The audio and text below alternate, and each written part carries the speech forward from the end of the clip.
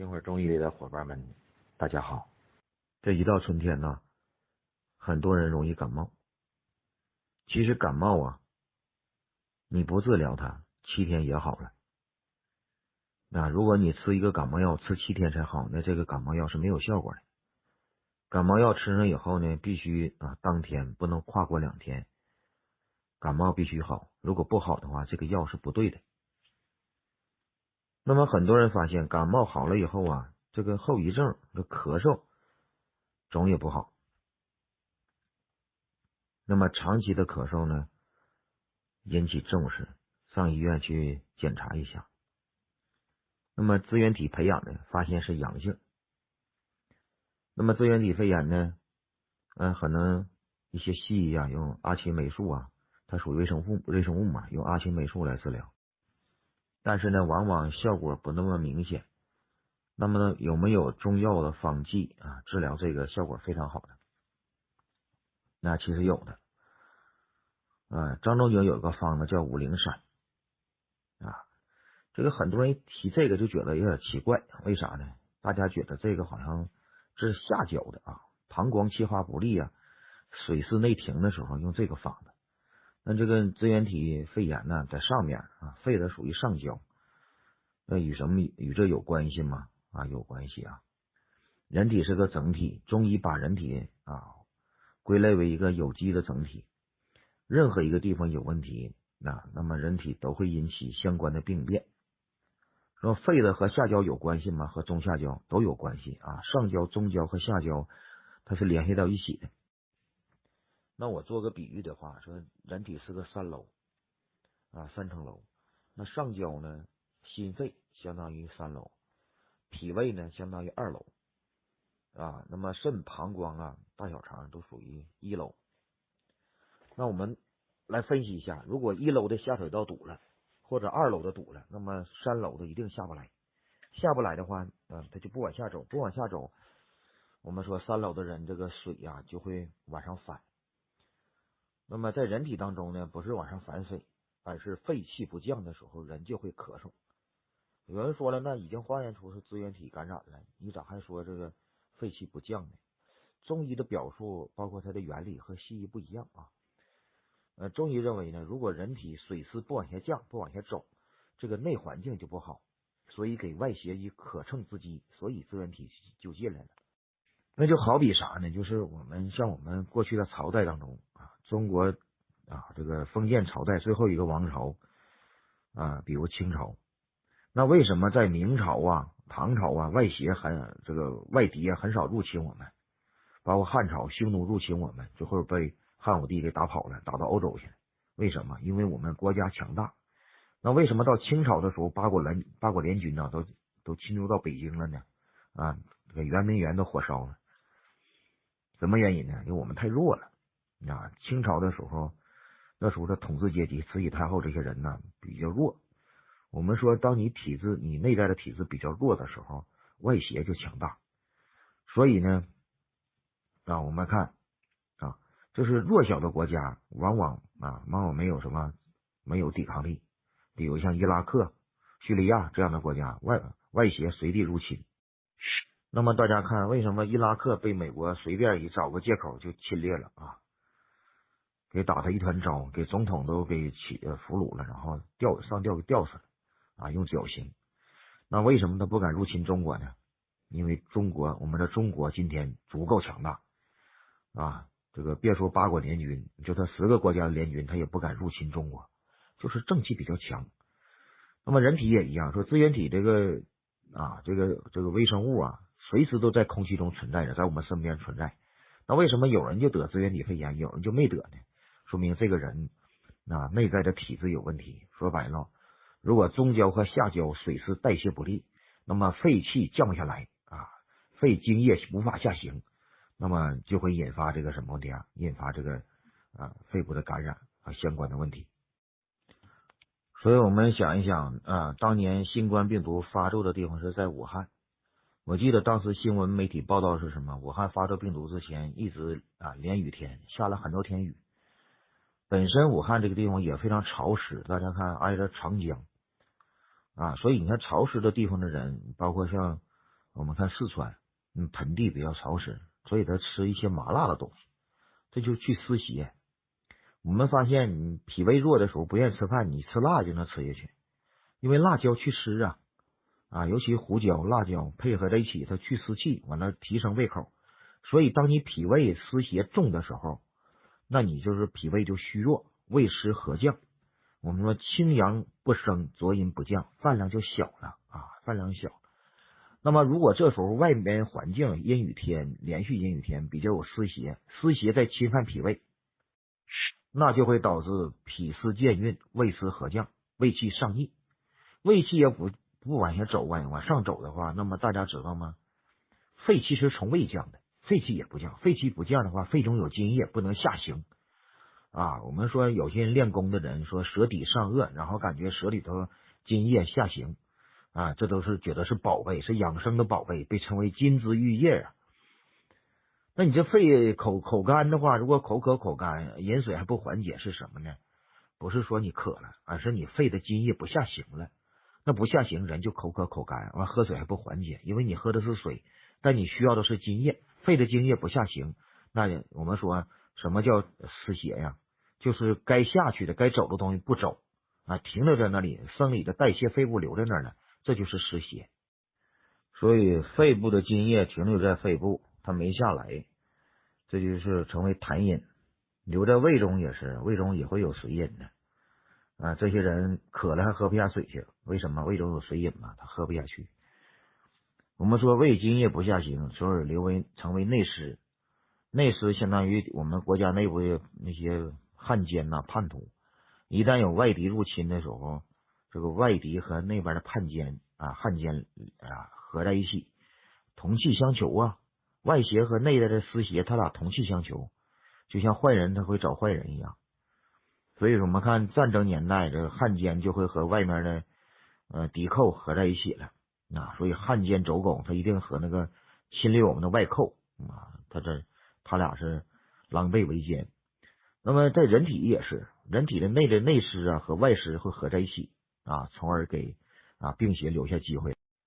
那张仲景的五苓散呢，就是化湿邪、健脾胃、生津液促进膀胱的气化。膀胱气化呢，我们说膀胱一旦气化，恢复人体的气机功能那么整体这个胃气下行，津液往下走，那么整体这个咳嗽的缓解的症状就没了，人体环境变好了，这个支原体没有落脚之地了。就像现在我们看国家，你能看到中国还有一个汉奸走狗吗？看不着了，为啥？我们正气足，国家的气机调畅，外邪呢不敢侵略我们内在的这个湿邪呢，他也不敢抬头所以这样的话呢，这个国家就国泰民安。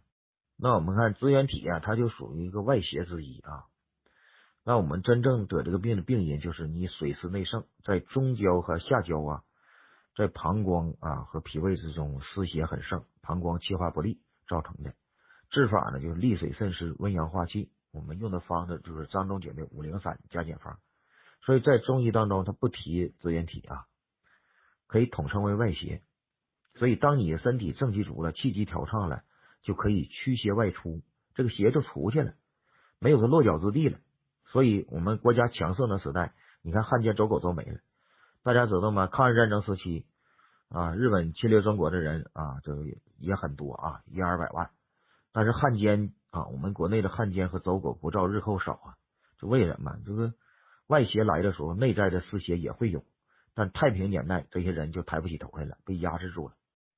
这也是我们国家为什么你看国内有警察警察就正在制止一些内邪的这些内在的我们国家内的坏人。那么解放军呢是对待外邪的对待外邪的。所以这个人体就像一个国家一样。那接下来我们看五苓散怎么加减方。猪苓12，泽泻20，白术12，茯苓12，桂枝8克，紫菀30，金银花30，黄芩6克。在这个方当中我们看它一共是一副熬出3袋的。为啥？这个肺炎它比较不像慢性病它比较急切，如果间隔时间太长的话，人就咳出来引发问题。所以一副熬出3袋，一天早中晚各吃1袋。在这个方当中，我们仔细来看这个方当中折泻量比较大20克它的作用是什么呢？就是入膀胱和肾主要是利水渗湿排下焦的湿邪，所以折泻具有相当于西医的利尿剂利尿剂。然后茯苓和猪苓呢，主要是增强利水渗湿的功能。白术在这里呢，主要调中焦的白术我们是健脾胃的嘛，它健脾运化中焦的水湿。中焦的水湿是什么意思呢？就把水谷精微运化到四肢，但如果你脾胃弱的话，本来是营养的东西，它没运走了，它流到膀胱里去了说白了，就像今天我这个蛋白质，这个蛋白我们人体是一个营养的，它应该通过脾的运化跑到四肢肌肉当中去，被我们人体利用。但由于中焦的虚化，那没利用得了，跑到肾和膀胱里去了怎么办？通过肾小球代谢，尿蛋白出来了就这样，就是把人体的水谷精微运化到四肢，而不是往下走。桂枝在这里起什么作用呢？桂枝一是能解表桂枝能解表，它在膀胱用在这个里头呢，主要起的什么作用呢？就是桂枝助气化的作用你看桂枝和肉桂都是一棵树的桂枝是树枝，肉桂是树皮。树皮呢，虽然有可能树皮因为长在根部长在主干上，桂枝长在树梢上，所以桂枝具有解表和气化的作用。你看长在树枝上，本身在树上也是有利于气化的。我们这树枝才有接受太阳的什么光合作用接受光合作用包括蒸发一些水分等等，所以桂枝具有气化作用。那么肉桂长在主干上呢，主干上补命门之火我们是肾趋于下嘛，所以桂枝在这里特别有意思它助膀胱气化。一旦气化呢，肺中的津液得下行，我们就口不干了。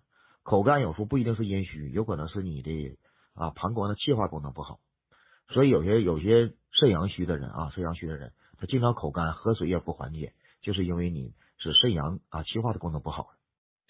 那么这里加了纸烷纸烷一生反还少。我们药店卖这个费宁颗粒就是以单位药就是干这个的。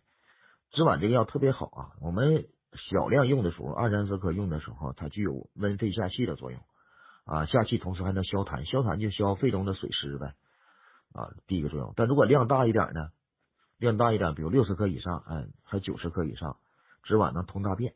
所以肺和大肠是有关系的它俩相互表里所以大肠便秘经常不通的人不要当做小事就是大肠经常便秘，长期便秘，而且运动量不够的人，经常躺着也不运动，没有深呼吸的人，长期便秘的人一定要注意，就是到了一定年龄，50岁以后或者30-40岁以后，很容易得肺结节很容易得肺结节。因为大肠便秘，肺气呢与大肠相通，如果大肠便秘，肺气就不降，经常会有水饮。这肺中的水饮时间长了以后就变成什么？变成痰。那痰湿久了以后呢，会引发这个病变，就是引起什么？肺结节。肺结节时间长了以后长得太大就容易癌变，变成肺癌。所以肺癌不是一天形成的很多肺癌的患者，我们去查查他的大便很多人就是大便总有不通，2天3天排一次。所以呢，肺的和纸烷绝对有关系它温肺下气消痰对这个止咳的效果非常不错。然后金银花呢，清热解毒这中药的好处在这儿。说金银花我到底是抗细菌抗病毒呢，还是抗支原体呢？在中医来说没有这么细分，中医告诉你清热解毒，一切有害的东西都消灭这就是金银花的好处而且金银花这药呢它没有什么害，我们有的饮料里就含有这个它本身清热解毒还能去火，尤其我们吃完烤肉什么的，那你泡点金银花喝，对你特别有好处再就黄芩，黄芩在这里一是清胃火胃气不下行的时候有的会有胃火，另外肺热咳嗽的时候一定用到黄芩，这里量非常小主要是有些人感冒咳嗽以后会有一定的热症，所以用黄芩，加点黄芩少加一点，对肺热咳嗽消除是有好处的。那这个小方对我们感冒咳嗽引发的支原体的肺炎就有很好的效果。那只要你用了以后呢我们按现代医学的标准检查，可能是支原体被消灭了，但按中医来说呢，不是消灭它了，而是没把它的环境消灭了，把支原体生存的环境消灭了，就是肺中津液不下行，人体湿邪过重。那么用了它以后呢，脾胃功能增强啊，这个膀胱气化有力，肺气得以下行，所以没有它生存的环境了，它就不存在了。就像我们经常走的路上没有草，为啥没有草呢？因为天天踩呀，草就不生了，所以你不用去拔草。如果把草比作资源体的话，就是它不会长在路上啊。那为什么长在野地呢？野地没人踩呀，就说明道路不通，肺的道路不通的时候才会有这个资源体的感染。所以用这个小方效果很好。